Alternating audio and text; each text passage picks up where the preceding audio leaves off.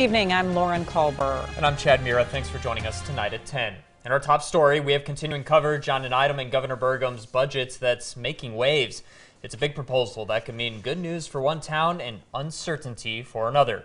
During his budget address, the governor said he'd like to relocate the women's prison from the town of New England to the Missouri River Correctional Center south of Bismarck. In order to do that, the state would need to use $35 million from the Legacy Fund. They would then replace the, quote, aging state hospital in Jamestown. The state hospital would become a minimum custody correctional facility for men. In his address, Governor Burgum says consolidating these facilities would create more efficient operations that would then create long-term savings of at least $7 million every 2 years.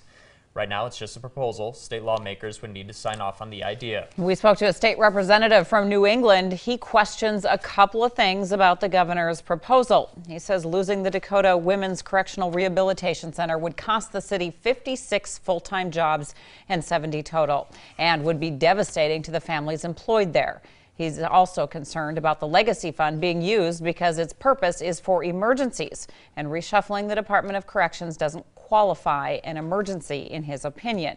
Representative Mike Schatz also stated that, quote, it's a bit ironic that the Dakota Women's Correctional Rehabilitation Center is on Main Street in New England, and the governor has a Main Street initiative, and really he's just taking from our town and giving it to another. So I don't think that will bode too well, end quote. Schatz also mentioned that he plans to work to keep the facility where it's at and maintain the status quo.